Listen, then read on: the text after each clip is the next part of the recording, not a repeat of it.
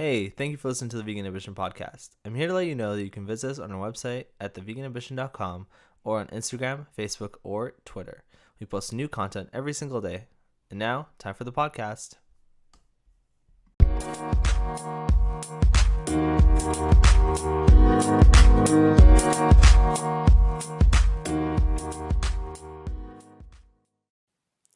Hey, thanks for listening to the Vegan Ambition podcast. We had some technical difficulties on today's episode, and so some of the audio may sound a little bit weird.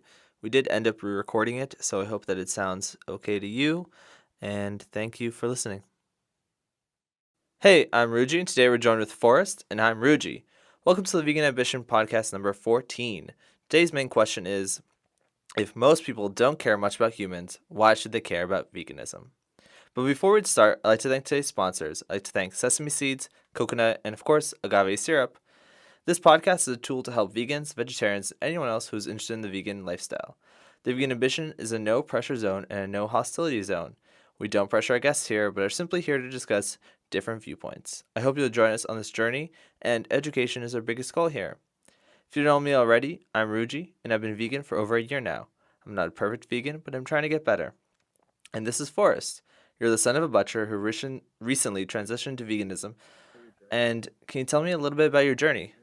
Yeah, and Ruji, I just want to thank you for starting this podcast and for being a voice to discuss veganism and can kind of like a low pressure, sort of a way where it doesn't feel like you're, having any type of like extreme views, because then it invites people into the dialogue that maybe would be, felt like they would be outcast from the dialogue or they would think it's too extreme. So I really appreciate that, man. And yeah, like you said, I'm the son of a butcher who's also a vegan. So that's kind of a funny story. But yeah, I just turned vegan, full vegan, just 5 weeks ago. And that's why I wanted to reach out to you, because it's such a pertinent time, because I'm so new as a vegan. I think people,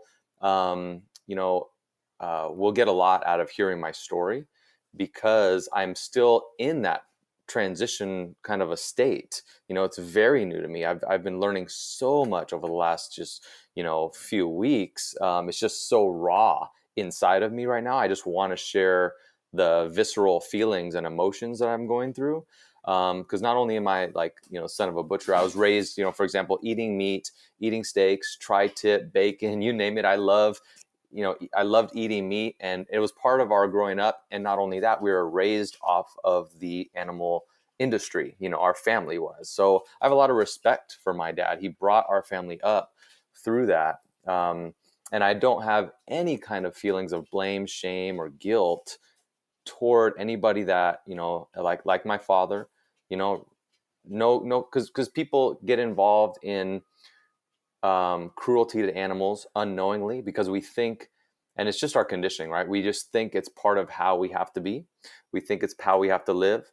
We don't know that there's an alternate way. We don't really understand the full complexities around, a plant-based diet, the cruelty to animals, the things that are going on in the slaughterhouse that we just are unaware of. Who was it that said, if slaughterhouse had glass walls, then everybody would be vegan, right? Yeah, I think that's what Joaquin Phoenix said. It's in the movie Earthlings for sure, but I'm not exactly sure who said it. Yeah, I couldn't remember if it was like Joaquin Phoenix or Paul McCartney might have said it too, but one of those guys. Yeah, Yeah, someone said it, but it's in that movie, that's for sure. yeah, and it's so true, But taking a step back, who am I? So, why should you listen to me? So, I am a fitness industry entrepreneur of over 17 years. I've been, creating fitness and weight loss and health boot camps up and down the California coast, from San Francisco Bay Area all the way down to San Diego. Like I said, I've been doing that a long time. I was featured on Oprah Winfrey and Deepak Chopra's newsletter. I'm an international best-selling author of the book Awakening to Your Fitness Journey, available on Amazon.com. And I've helped transform thousands of lives through my own efforts in the fitness industry, helping people with health and weight loss and so forth. And then I got into consulting, which our team was able to, with my partners, Anthony Steele and the Robinson family, Abigail and Bruce, want to give them a shout out. We're able to get into consulting and consult over 200 fitness centers and gyms worldwide, from New York to the UK to France. So we've had a lot of impact with people's health and a lot of reach. But I wasn't always the fitness guy. By all means, like, I grew up as the last person you would ever expect to become in the fitness industry. And in fact, when I was age 17, I had kind of slowly let myself get into a world of drugs, alcohol, depression, just a negative emotional state, where to the point where I was homeless for a short time. And my grandmother found me shuffling through the streets one night. And my grandmother was an amazing woman. She pulled up next to me, and I was standing there on the street corner in a slight rain. A little drizzle was coming down underneath the yellow street lamp, and I just remember just kind of zoning out, kind of feeling hopeless and helpless, and at the end of my rope. And she pulled over. She had these big, thick glasses, and she looked out past her glasses, and she said, "Forrest, take care of your body. If you take care of your body's going to take care of your mind. And then your mind is going to take care of your life." And then with that, she didn't offer me a ride or a place to sleep. She just drove away. I was like, come back, Grandma, give me a ride. But she just took off, and she left me with those thoughts of just take care of your body. If you take care of your body, it'll take care of your mind. Your mind will take care of your life. And that was the blueprint that I started to live my life on. And, we don't change overnight. Just like people that turning vegan is, going to vegan don't change overnight. It's a process. And that's what I started to do.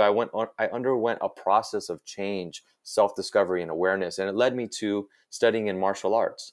And I ended up committing to a martial arts master. And I trained with him for over 10 years, learned the art of meditation, self-discipline, self-respect, and it really enhanced my awareness to a huge degree. And then from there, I got into fitness and wellness, and I started to pay it forward, right? Which is a theme of people that are vegan. They kind of undergo their own kind of awakening inside of, their themselves, and they want to pay that forward, whether it's health or an understanding of how the planet is being destroyed, or an understanding of how the animals are being, basically tortured and enslaved and killed and slaughtered for no good reason, other than the four things that James Aspey had identified in a great talk that he did. James Aspey said the four reasons that really we distill down to are taste, habit, tradition, and convenience. Those are really the best reasons that we've been able to find that have allowed us to continue with the consumption of meat and meat products and animal products and the exploitation of animals. And those reasons really aren't good enough. Taste, habit, tradition, and convenience. When you think about it, those reasons aren't really good enough to justify the killing of something that doesn't want to die when you really look deeper into it. The thing is, we're just so disconnected from that suffering that we'd rather go and ask ourselves the question, why shouldn't we focus more on human suffering? There's all kinds of, there's like sex trafficking, there's like, there's all these things that are going on with, like cancer, different sicknesses and diseases. There's injustices all over the world involving humans. Why should we even pay attention to the animals? Like, that should be last on our list. And in a vegan's mindset, we've connected the dots in such a way that now becomes first on our list, because once we can identify that if we can treat the animals, right, the most vulnerable and innocent creatures on the planet, if we can treat these farm animals that we victimize to the point where they're not even victims anymore, they've just become commodities like TV sets and cell phones, as Gary Yourofsky likes to say. We can start to look at our whole connection in a more ecological type of a way, where everything is related and interdependent on each other. So how we look at the animals and how we treat the animals, the most innocent and vulnerable beings, is how we treat ourselves, is how we treat our neighbors and our brothers and our planet. So it really is the highest priority of things that you can look at in terms of like solving an injustice. And it doesn't mean you can't care about other things. Like I'm an advocate for homeless people. I work for Solutions for Change, and Solutions for Change, you can check them out, solutionsforchange.org, deals with helping homeless families, right? It doesn't mean I can't do that, but I'm also passionate about helping people in the vegan uh, uh, or helping people understand veganism and make that transition for themselves in a time that it takes for themselves. So it took me 7 years to transition to full veganism. 7 years is a long time to transition, and I have more of a story with that. But yeah, that's kind of where I'm starting from. Does that kind of make sense, Yeah, it Ruji? does. And you say that it took you like 7 years to transition. What was Yeah. kind of the trigger for that? You say that you were homeless, and that you were trying to take care of your body, but what was kind of the initial trigger for you to understand that, these animals, they were more than just a commodity? Yeah. So consider like just if I can go back in time a little bit. So at age 17, I was homeless for a short time, but I got out of that, and more than homeless, I was hopeless and I had a poor mindset. Right. So I got out of that through martial arts and fitness and a study of self development. But that was when I was age 17, and I grew over time. Now I'm 41 years old, and at 41 now I'm vegan. How did that happen? How did that occur? Well, about 7 years ago, I was in Barnes and Nobles, one of my favorite places to hang out and kill time, and I picked up a book, And here's something that's interesting. I really believe this is that the thing that changes us more as people from year to year are two things. One is the people you meet. Two is the books you read. And those two things can really, really have an impact on your life. And they have it with mine. So one of the books I read it's called Why We Love Dogs, Eat Pigs, and Wear Cows by Melanie Joy. Okay. I read this book, and it was an account for, these undercover, men and women that would go inside of the slaughterhouse, and they would describe what they encountered there. And so I was reading it, and when you read something as opposed to like when you watch it on TV, your imagination is very powerful, and I really started to see the images. Basically, they talked about one scene, for example, I remember was a slaughterhouse worker taking a fork, and there's a baby pig, and he's looking up at him almost like a dog would sit and look up and at its master, like, hey, how can I please you? Like, what can I do for you? In an innocent way. And the slaughterhouse worker, totally deconditioned to violence, took the fork and in just what he thought was a comical way to treat the animal, jabbed him in the eye and pulled out the eyeball from the baby pig. And so the baby pig squealed and screamed in agony, writhing on the floor. And as it was doing so, he started to kick and laugh the baby pig and didn't think anything of it. And then he picked it up by the leg and threw it or something like that. I forget exactly what it was, but it was something to do with the fork, right? That image stayed in my mind, and that image turned me into a pescatarian. So for those that don't know, pescatarian means, and it was ovo-pescatarian, means that you stop eating meat, but you still eat anything that's seafood, like fish and scallops and shrimp and crab and lobster. Did you? Yeah, that's what I did when I was Yeah, transitioning. I was yeah. pescatarian. And that's and you're still eating dairy products like milk and cheese, and you're not thinking of anything of it. And actually, if you go to pescatarian, it does help um, your carbon footprint a lot more, but it doesn't help with the issue of the suffering of the animals. And maybe you and I can talk more, because I heard your podcast. I think it was number 10 with a guy named Ben, Yeah, yeah. and they really had some good arguments. But I think those could have been fleshed out a little bit more, because I hear what they're saying. You know what I mean? I hear what they're saying, and like, why should it even matter? Why should animal suffering even matter? And I think that that's what we can talk about too in this conversation. For sure. Yeah, And I mean, when I first went pescatarian, I went pescatarian for my health. yeah, And I didn't really think that much about the animal welfare that back then. I just didn't consider it as an option. And I remember literally telling people that I didn't care about the animals. And obviously, looking back at it, that was Right. very silly of me. And it seemed at the time that I was doing enough for my health, and that it didn't really matter that I would do anything else. I just thought, Yeah. this is what I should do. And it took until, when I visited an animal sanctuary, and the first time I visited, I met this little baby cow who, looked at me, and she looked at my camera, and she said, oh, she didn't say it, but she looked at me, and she was so clearly a pet that my brain changed, and I Right. noticed that they weren't just an animal anymore. I noticed that they were something more than that. And that was kind of the tipping point for me. No, I hear what you're saying. Yeah, I totally hear what you're saying because I went pescatarian, but then here, this is interesting. So then I went back to eating meat after the doctor recommended that my wife, when we were having a baby, my wife go back to eating meat. So we went back to eating meat together as a family, and kind of like I think of that as like going back into like more of an unconscious state because I then disconnected myself again from the suffering of animals at that point.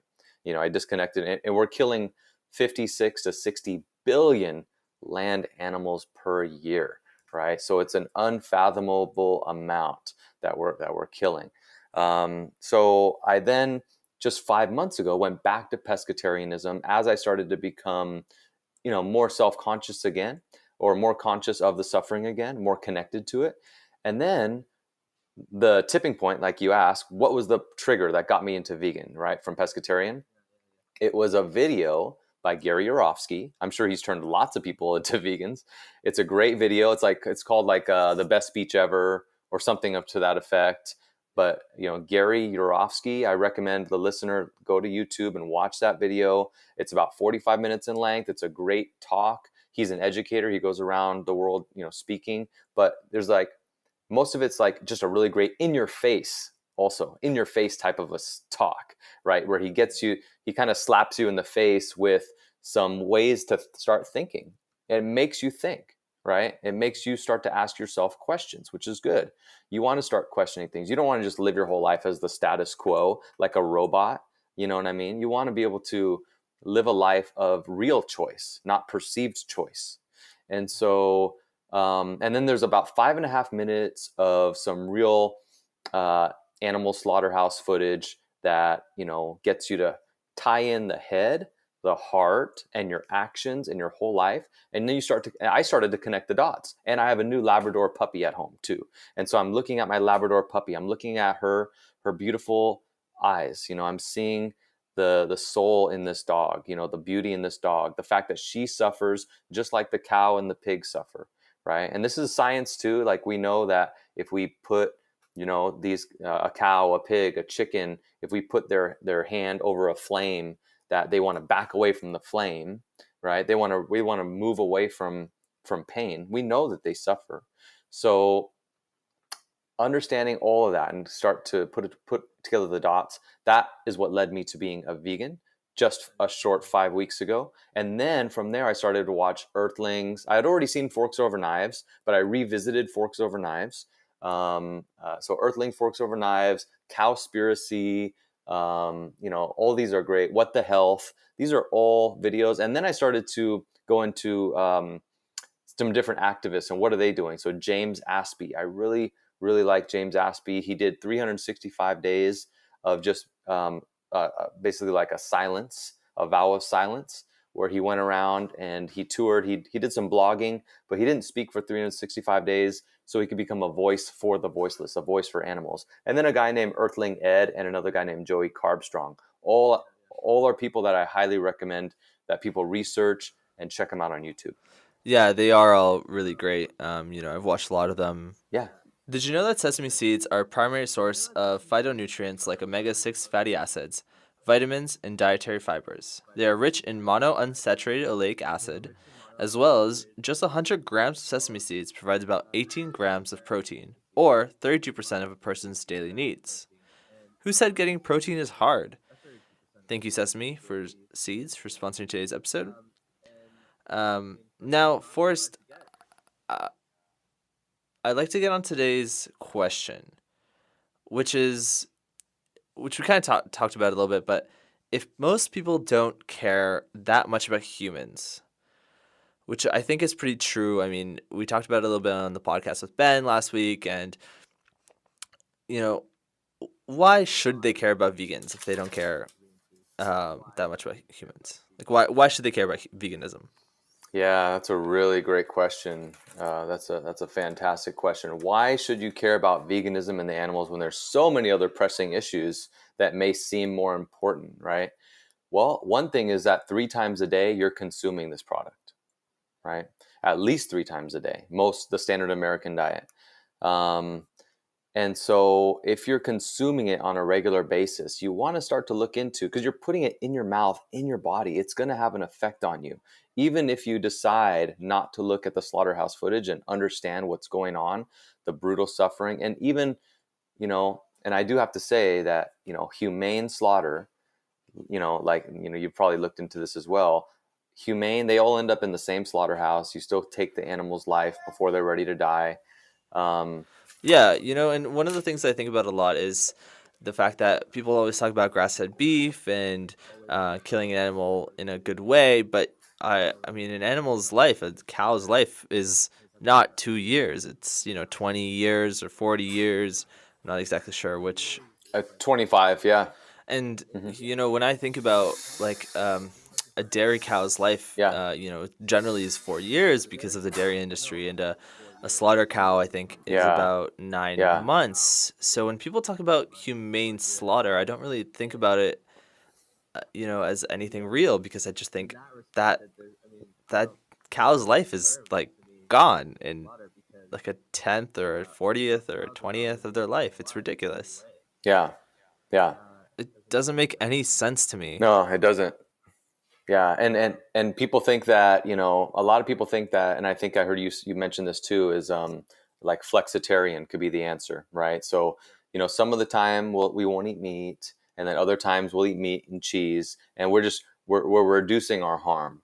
And I think that that's the wrong approach, and I do feel that the goal should be full-fledged veganism. And this is the first time ever, Ruji, that I've ever been so like, on one side of the fence with an issue, because I'm usually very like understanding of perspective, right? And I really understand both sides. But this is an issue, when you look deeper into it, it's the same as like sex trafficking. There's no point at which sex trafficking is okay, ever. There is no point, something like slavery. There is no point that slavery is ever okay, even if the welfare of the slaves, they use this with animals, right? Let's go animal welfare. Let's treat the animals kindly, right? Would you ever say, let's go slavery welfare? No, you would say, let's have human rights, because humans have the right to life, liberty, and a pursuit of happiness, just like animals should have the right of life, liberty, and the pursuit of happiness. The problem is that there's so much money involved in the animal agriculture industry that we don't want to give them rights. We want to give them welfare. You know what I mean? So, yeah. So why should they care? Why should people care about veganism? First, for your own health and for what you're putting in your body. So, meat has been identified. Processed meats have been identified as a class 1 carcinogen, which means that's the equivalent of smoking cigarettes when you're eating processed meats, like salami and deli meats and different processed meats. Hot dogs, yeah, those are class 1 carcinogens, right? And even the regular meats are class 2 carcinogens, so they may cause cancer.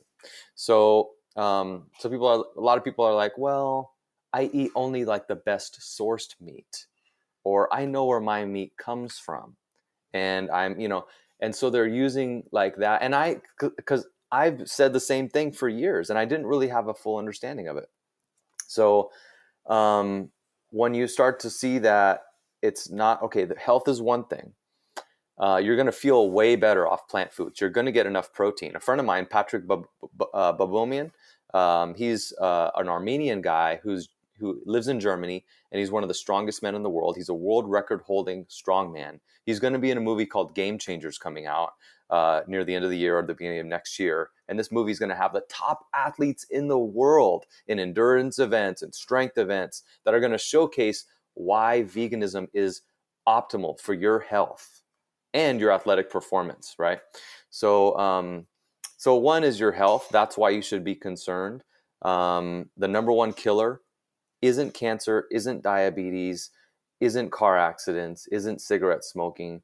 It is heart disease. Heart disease from the cholesterol of animal products. That's what it's from. That's the number one killer. To put it into proportion, uh, in terms of how you can think of it, you would be, appalled if you heard on the news. If you heard on the news, you'd be appalled that there was a plane crash of a 747, and you heard that all those people died, right? You'd be absolutely appalled. But what if you heard that there was 4 747s that crashed every single hour of every single day? That's how many people are dying of heart disease. Number one killer. Okay. So the health is the first one. But beyond the health, now we look into the animals, right? The planet is another issue too. We can talk about the planet. You're participating to a major source of greenhouse gas emissions, a major source of rainforest deforestation. So 91% of all rainforest deforestation is because of factory farming. So, but if we look at the animals, right? Why are we so disconnected? Um, I love James Aspie. He says, you wouldn't wish upon your worst enemy what they're doing for the animals. You would not wish upon them for that. What they're going through. So we're disconnected from what's going on with the animals, just like we're disconnected with what's going on with our own emotional state, our own body, our own life. So once we connect the dots and we see that we're directly harming these animals, even if it's in a humane way, then we start to see that I can no longer take part in this injustice. Even if you don't love animals, you can at least look at animals and say, okay, I'm against the cruelty to animals, because everyone's against cruelty to animals. That's our core belief, as most human beings have that core belief, right? There's a couple of people with, maybe a different opinion to that, but maybe they suffer from some type of psychosis. But most people, if I was beating on a dog, they would disagree with that. And in fact, they would stop me and intervene. Most people, if I was beating on a pig in public, they would stop me. They wouldn't let me beat on a pig in public, right? So that's the core value. So what's happening is we're not aligned with our core value. And as human beings, we have something called moral agency. Moral agency is the ability to choose between right and wrong. So a lot of people say, well, it's part of the natural cycle of things. We're apex predators and so forth.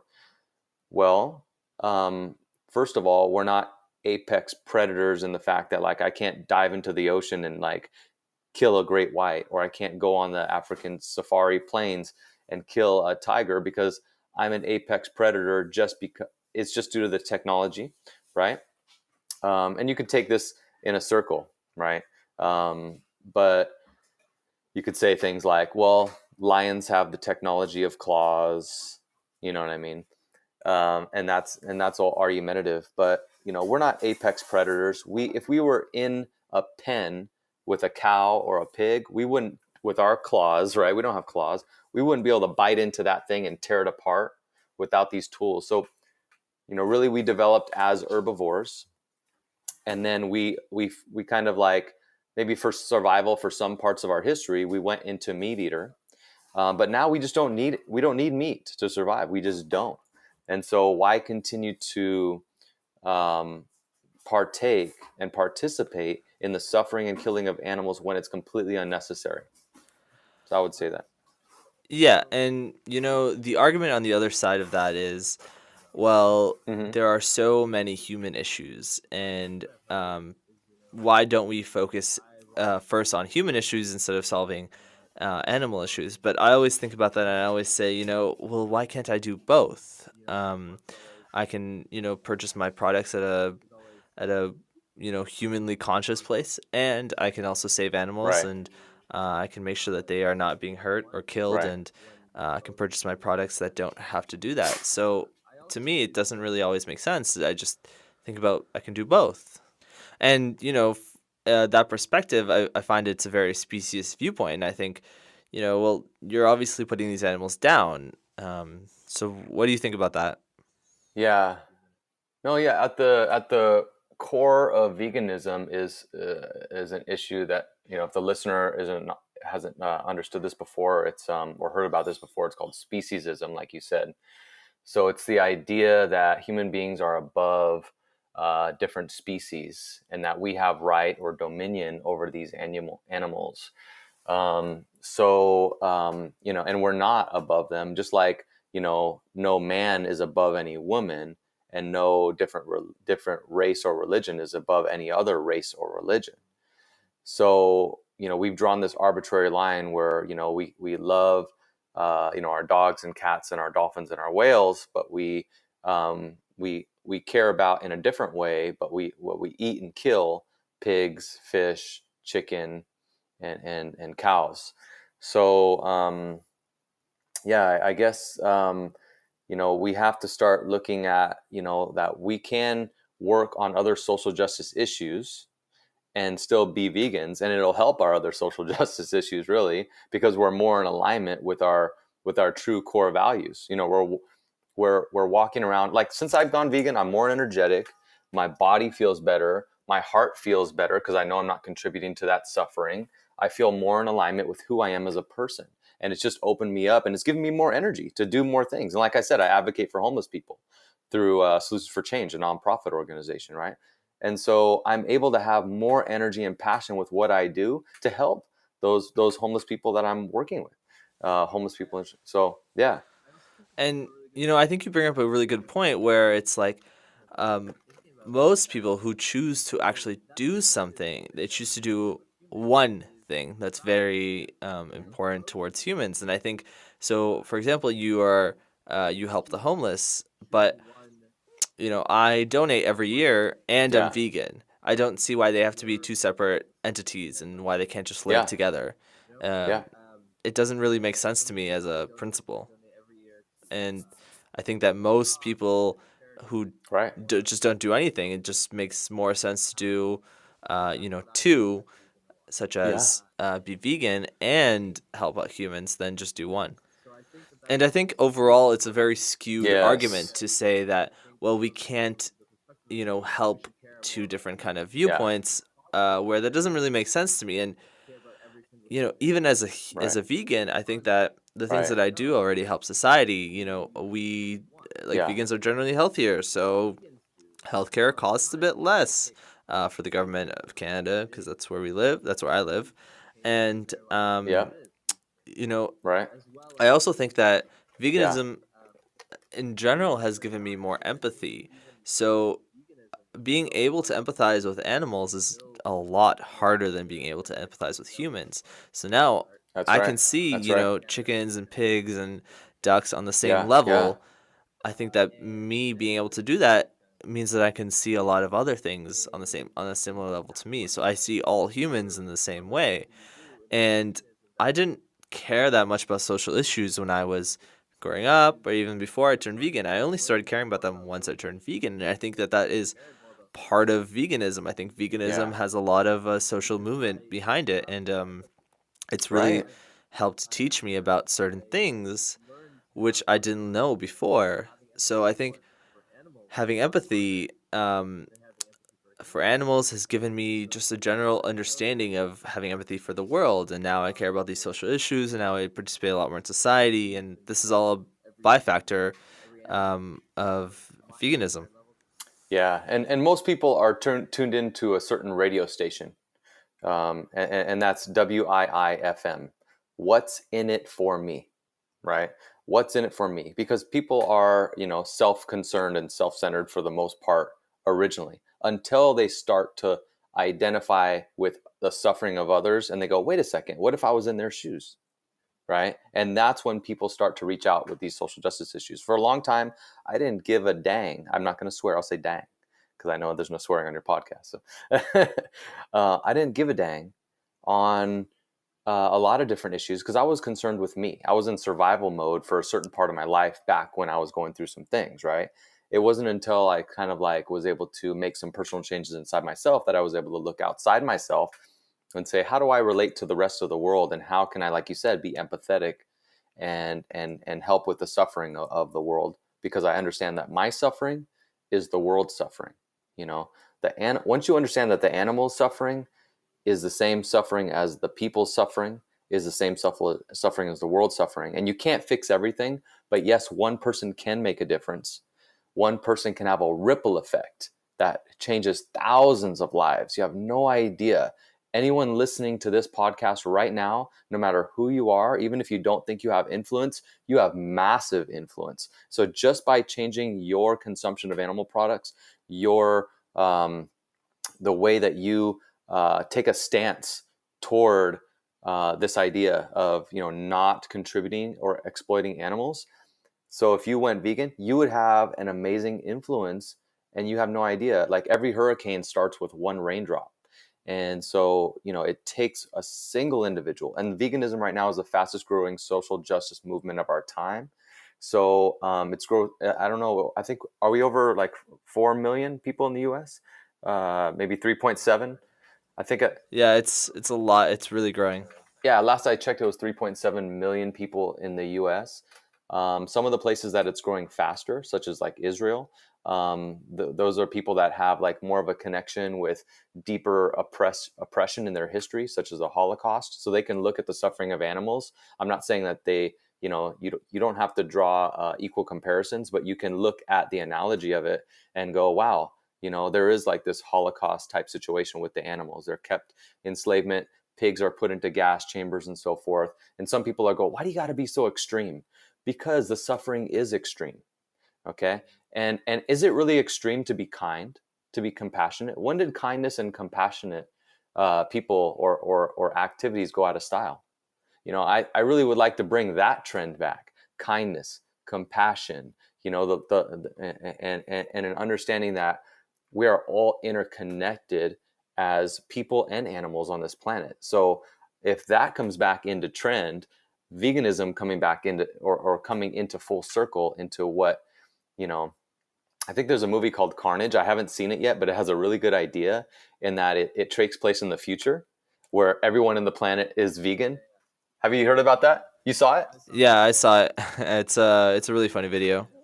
it? Yeah, I want. And and I think it's only an hour long, so it's really not that bad. Yeah, so it's a quick movie, but it's from the viewpoint of the future being vegan, and we look back and we go, God, I can't believe that we used to eat animals, like, and then they would say things like, we're not vegan. It's like you're a carnist, basically saying that it's not that we're this different, and social abnormality. We are the norm now. And so, for anybody that wants to transition into veganism, um, I think that that's a great thing.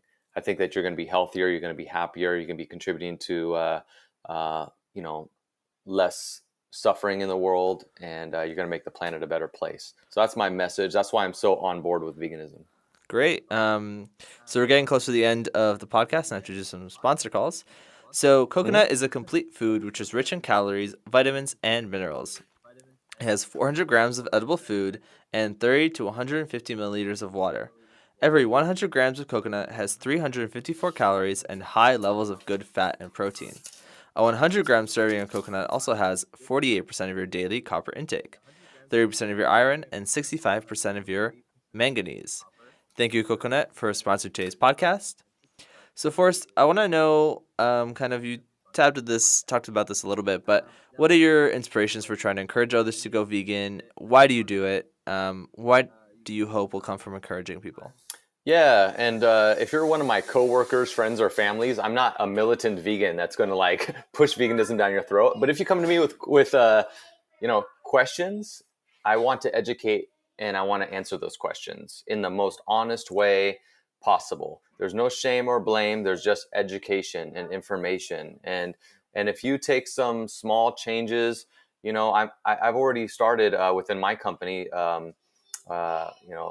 With some partners that I have with some other people, Way of Life Bootcamp, we started an 18-day vegan challenge just to give people a chance to try it out and more for their health, but at least they can come into it with the health and then they can learn about the animals and the planet and all that stuff. So, my thing is, let's have a conversation. Let's continue to dialogue about this. There's so many amazing vegan foods it's incredible. I've been eating like I've had vegan Chinese food in Las Vegas. I've had a vegan carne asada burrito in Mira Mesa. You know what I mean? I've had just the most amazing vegan food. So try it out. And I would say that the biggest thing is to understand that it's a process, but your ultimate goal should be veganism, because at that point you'll be aligned with your own core beliefs of not being cruel to animals. These aren't my core beliefs. These are your core beliefs as a human being, the listener right now. You know, your beliefs are that you don't want to be cruel to animals, that you want a better planet for your kids and grandkids. We're not going to have a planet for our kids and grandkids if we don't start making these changes right now. And even scientists have said there's going to be fishless oceans by the year 2050. We are fishing the oceans at a point where we're using military grade technology to encapsulate schools of fish that, and harnessing with these gigantic nets where we're pulling fish out of the ocean to such a speed and such a degree we can't even fathom that these fish are not an unending resource, and we are going to have fishless oceans. What is that going to do to the planet for our kids and our grandkids? It's not going to be a planet that's sustainable or maintainable for them. So be in alignment with your own true values. Be in alignment with yourself. Veganism really is the answer to that. And once you go vegan, you will be so happy, healthy, and full of life. So that's my answer. And Ruji, I just want to say thank you for putting this podcast together. I heard you say that you have the podcast and that you're a vegan. And you said that, you just being a vegan, your non-consumption of animal products is the biggest contributor to, the veganism as a whole. But I would say your podcast is also equally important and relevant. Your podcast is a world changer. And I want you to know that it really, really is, because you're spreading a peaceful message of compassion to all people, animals, and the planet. And it takes a lot of courage. So I look at you as, a champion of the vegan movement, and I look at you as a person of compassion. So thank you. Continue to do what you're doing. You're doing a great job, brother. Thank you. Thanks a bunch. Yeah. So agave syrup is about 1.5 times as sweet as sugar. It is high in fructose and low on the glycemic index, which makes it a much better option for diabetics rather than refined sugar. Because of these two things, agave syrup is the perfect replacement for sugar in your cabinet. It's sweet and slightly better for you. Thank you, agave syrup, for sponsoring today's podcast. Before we go to the final kind of end bit, is there anything that you'd like to say at the very end? Yeah. Last thing I want to say is go easy on yourself. Don't beat yourself up. Don't take out the boxing gloves and start, shaming and blaming yourself or other people. Be non-judgmental. Use awareness and compassion. That's the thing that's going to grow this and shed the light. Non-violence, compassion toward all living beings. Learn the science. Learn the health facts, and continue to move forward with that goal of becoming vegan for yourself, and then take that next step and become a vegan activist, because the only ones that can really make the change are people that are willing to talk about it and willing to share that vegan message. So yeah, that's it. Thank you very much.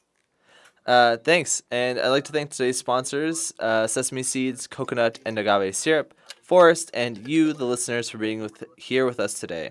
You can find Forrest on Instagram at Forrest Folen, which is ForrestFolen, or on Facebook at Forrest Folen.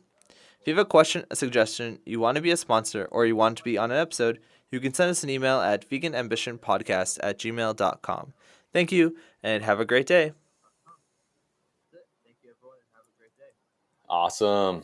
Peace.